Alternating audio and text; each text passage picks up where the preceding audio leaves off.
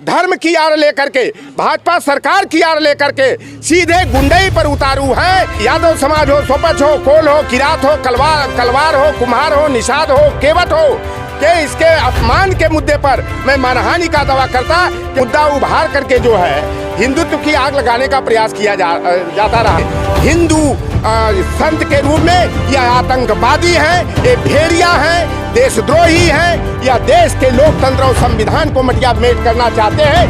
आप भी इतना बोल रहे हैं, राम को नहीं मानते हैं, ये नहीं करते हैं, आपके पास तो सिक्योरिटी भी नहीं है, कैसे क्या करेंगे फिर? यह हिंदू शब्द जो है ब्राह्मण का रूपांतरित शब्द है।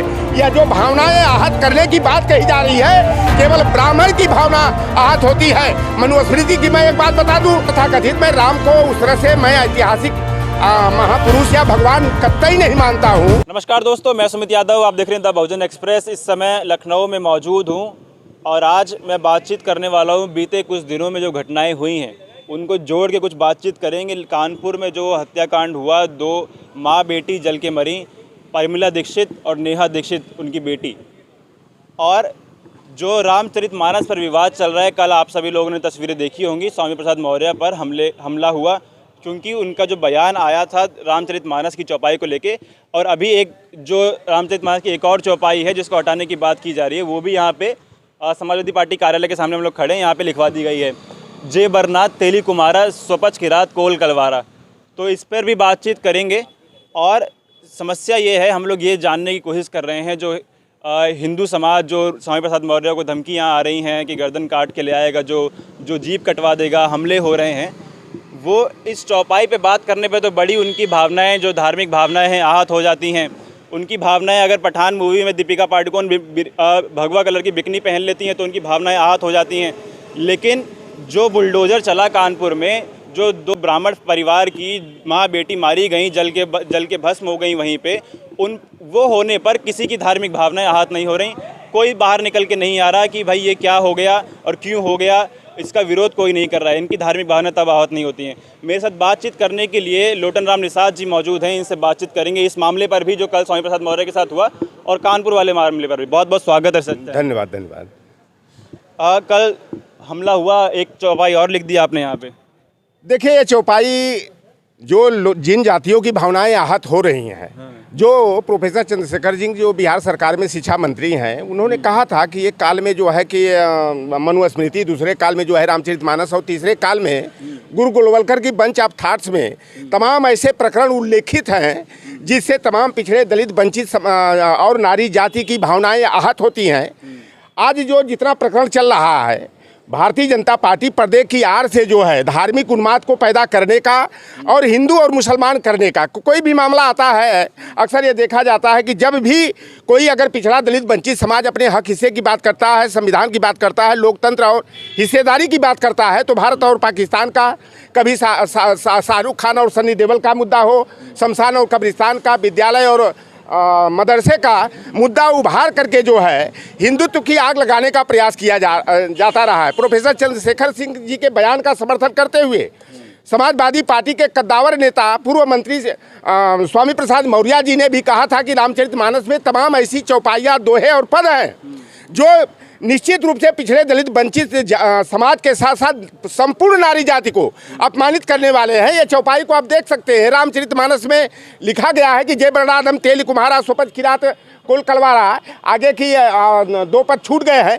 लेकिन इसका मतलब है कि ये जो तेली है, कुम्हार हैं, स्वपच यानी जिन्हें वाल्मीकि कहते हैं, और किरात कोल और कलवार जाति जिसे जायसवाल कहते हैं, यह अधम से अधम महान नीच है, पापी है। और यही नहीं, एक चौपाई और है उसमें कि आभिर यवन किरात खलु स्वपजात यति अगर उपजे, कि अहिर हैं यवन यानी कि ईसाई और मुसलमान हैं, स्वपच है, किरात हैं, कोल हैं, यह अधम से अधम और महापापी हैं।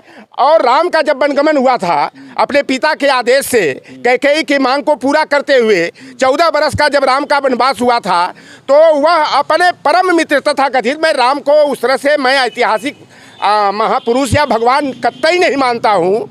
लेकिन यह जो कहानी और किस्से हैं वाल्मीकि रामायण के आधार पर, रामचरितमानस के आधार पर, चाहे कृतवास रामायण और तमाम रामायणों के आधार पर, तो उसमें निषाद राज के यहाँ जो है कि राम लक्ष्मण और सीता जाते हैं, लेकिन उसी निषाद राज को अपमानित करते हुए तुलसीदास की रामचरितमानस में कई चौपाइयाँ लिखी गई हैं जो निषाद समाज को लांछित करने का, अपमानित करने का प्रयास किया गया है। लिखा गया है कि लोक वेद भांति सब नीचा अजासु छा छुई ले ही सींचा, यानी निषाद के बारे में तुलसीदास ने कहा है कि हम लोक वेद सभी प्रकार से नीच हैं, लोक वेद से बाहर है, और निषाद की परछाई पड़ जाने मात्र से व्यक्ति अशुद्ध हो जाता है और शुद्ध होने के लिए स्नान करना पड़ता है। आगे लिखा गया है कि हम जड़ जीव जीव जन घाती कपटी कुचाली कुमति कुजाती, और यही हमारी बड़ सेवकाई ले ही न बासन बसन चुराई। हे राम, हम तो आपकी इतना ही सेवा किए कि हम आपका बर्तन और कपड़ा नहीं चुराए, हम तो लोक से वेद से सभी तरह से अधम हैं, नीच हैं, पापी हैं। अगर तुलसीदास जी अगर आज जिंदा होते तो मैं यादव समाज हो, सोपच हो, कोल हो, किरात हो, कलवार हो, कुम्हार हो, निषाद हो, केवट हो के इसके अपमान के मुद्दे पर मैं मानहानि का दावा करता, क्योंकि तुलसीदास एक संत नहीं, तुलसीदास दुबे हिंदू धर्म के पथभ्रष्ट थे, जो तुच्छ जातिवाद से, ब्राह्मणवाद से प्रेरित होकर के तमाम बहुजन वर्ग की जातियों को उन्होंने लांछित करने का, अपमानित करने का षड्यंत्र किए हैं। और आज जो धर्माचार्य तमाम हैं, संत हैं, महात्मा महंत अपने को महामंडलेश्वर करते हैं, आज खुलेआम धर्म की आड़ लेकर के, भाजपा सरकार की आड़ लेकर के सीधे गुंडई पर उतारू हैं। ये बाबा नहीं, ये ढोंगी हैं, पाखंडी हैं, हिंदू धर्म को जो है पीछे करने का और भारतीयता को कमजोर करने का षड्यंत्र कर रहे हैं। बात बताइए, क्योंकि अब 2024 का चुनाव नज़दीक है, अमित शाह का बयान आ चुका है कि जनवरी 2024 से राम मंदिर के दर्शन चालू कर दिए जाएंगे। और अगर मैं पिछले इतिहास में जाऊं तो रथ यात्रा जो राम मंदिर के चल रही थी वो बिहार में लालू ने रोकी और उत्तर प्रदेश में राम सेवक पर गोली चलवाई मुलायम सिंह यादव ने। अब जो बड़े नेता हैं, इन दोनों पार्टियों के बयान आ चुके हैं। चंद्रशेखर जी बिहार में बयान आया और उत्तर प्रदेश में स्वामी प्रसाद मौर्य का बयान आया, लेकिन जो शीर्ष नेतृत्व है वो इससे कहीं ना कहीं पीछे हट रहे हैं। वो कह रहे हैं कि इनका व्यक्तिगत बयान है। तो कहीं राम से डर गए क्या? क्योंकि राम का मुद्दा उत्तर प्रदेश में बहुत बड़ा है, बिहार में बहुत बड़ा है, तो राम से डर गए क्या? बोल काहे नहीं रहे बड़े नेता पार्टियों के? देखिए, बड़े नेता क्या बोलते हैं, कौन नेता क्या बोलता है, जो है कि एक दौर था 1990 का जो चला था कि मंडल बनाम जो है कि कमंडल का, कि भारतीय जनता पार्टी का बाहर से जो है जनता दल राष्ट्रीय मोर्चा की सरकार को समर्थन था, लेकिन शरद यादव जी, लालू प्रसाद यादव जी, मुलायम सिंह यादव जी, रामविलास पासवान जी के प्रयासों से तत्कालीन प्रधानमंत्री राजा विश्वनाथ प्रताप सिंह जी ने मंडल कमीशन की पहली सिफारिश के तहत 27% आरक्षण की अधिसूचना जारी करने का निर्णय 7 अगस्त 1990 को लिए। तो ये भगवाधारी जो अपने को हिंदू धर्म का ठेकेदार बनते हैं, हिंदू का मतलब राजपूत, लोहार कुहार सुनार हो, मल्लाह हो, केवट हो, हीरो कुर्मी हो, काछी नहीं होता है। यह हिंदू शब्द जो है ब्राह्मण का रूपांतरित शब्द है। यह जो भावनाएं आहत करने की बात कही जा रही है, केवल ब्राह्मण की भावना आहत होती है। मनुस्मृति की मैं एक बात बता दूं कि मनुस्मृति में लिखा गया है कि 100 बरस का क्षत्रिय जो होता है वह 10 बरस के ब्राह्मण के बेटे को अपना बाप समझे, अपने पिता तुल्य समझे। और भागवत महापुराण में लिखा गया है कि क्षत्रिय तो ब्राह्मण का द्वारपाल होता है, चौकीदार होता है, और उसे ब्राह्मण के बर्तन में खाना नहीं दिया जाना चाहिए। सवाल ये था कि पार्टियां क्या राम से डर गई हैं, जो राम के मुद्दे पर इतना खुल के नहीं बोल पा रही, जितना खुल के स्वामी प्रसाद मौर्य बोल रहे हैं और आप बोल रहे हैं। अब यह बहुजन समाज राम से डरने वाला नहीं है।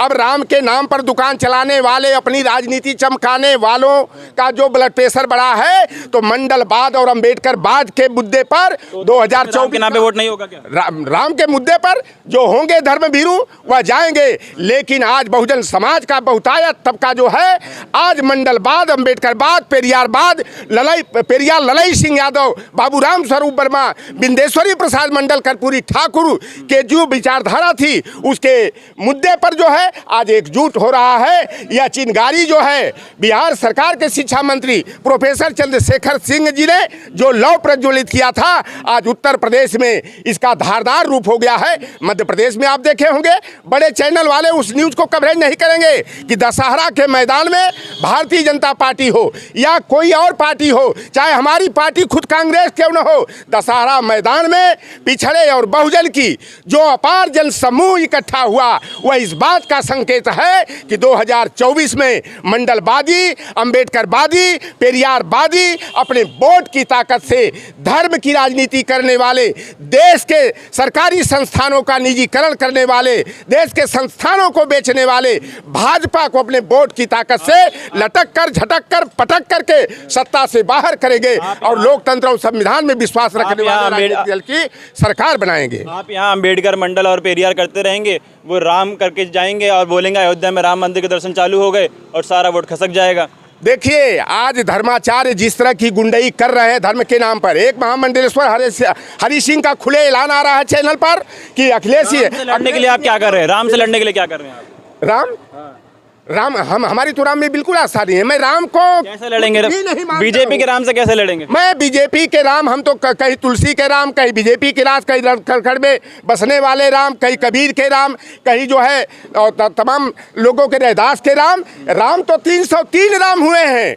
किस राम की यह बात करते हैं? यह भारतीय जनता पार्टी जो बृहद्रथ मौर्य के हत्यारे को जो है कि राम नाम दे करके जो है इस जनता को ठगने का काम किया, देश को गुलाम करने का काम किया। जब हम हक हिस्से की बात करते हैं तो लोगों की धार्मिक भावनाएं आहत हो जाती है, हिंदू और मुसलमान कह दिया जाता है। अब तो यही राजनीति होगी कि संविधान के अनुच्छेद संख्या 15(4), 16(4) के तहत ओबीसी, एससी, एसटी को कार्यपालिका में, विधायिका में, न्यायपालिका में, निजी क्षेत्रों में समानुपातिक आरक्षण के लिए संघर्ष होगा और इसी संघर्ष को परिणाम तक पहुंचाने के लिए मिशन 2022 में भाजपा को खदेड़ने का और धर्मनिरपेक्ष दलों की सरकार बनाने का काम किया जाएगा। एक आखिरी सवाल है, अभी कल स्वामी प्रसाद मौर्य पर हमला हुआ, आप भी इतना बोल रहे हैं, राम को नहीं मानते हैं, ये नहीं करते हैं, आपके पास तो सिक्योरिटी भी नहीं है, कैसे क्या करेंगे फिर?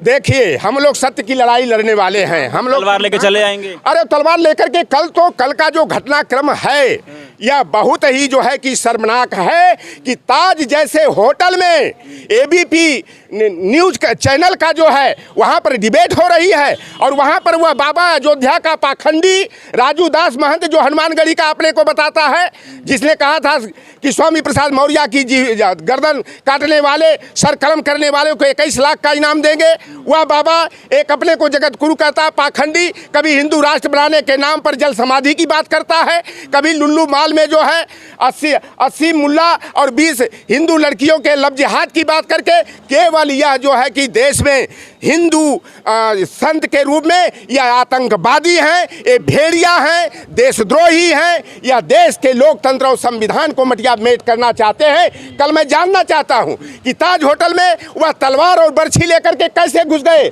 या पूरी तरह से स्वामी प्रसाद मौर्य को मारने की, हत्या करने की एक साजिश थी। ऐसे बाबाओं के ऊपर जो है 307 का 302 का मुकदमा कायम करके इन्हें जेल में बंद किया जाना चाहिए। लेकिन ऐसे जो बाबा, चाहे वो हरि सिंह महामंडलेश्वर हो, चाहे जगत गुरु परमहंस दास हो, चाहे राजू दास जैसे ये भेड़िया हो, या भगवा चोला ओढ़ करके धर्म की आड़ ले करके सीधे गुंडागर्दी और हिंदू आतंकवाद को बढ़ावा देने का काम कर रहे हैं। और जनता अब सजग है, हम लोग मौत से नहीं डरते, मरना तो सत्य है। लोकतंत्र, संविधान और अपने वर्गीय चिंतन के लिए अगर मौत भी आ जाए तो उसका कोई गम नहीं है, कोई डर नहीं है। ठीक है, तो ये थे हमारे साथ लोटन राम निषाद जी। ये बवाल जो है काफ़ी अब समय से चल रहा है, तो अब समझना ये है 2024 के चुनाव की जो तैयारी चल रही है वो किस मुद्दे पे होगी। क्या दोबारा जो है हम वो कमंडल वर्सेस मंडल देखने जा रहे हैं, या 85 वर्सेस 15 की लड़ाई देखने जा रहे हैं, बीजेपी के राम वर्सेस अंबेडकर, पेरियार, ललई यादव देखने जा रहे हैं? क्या स्थिति 2024 में होगी,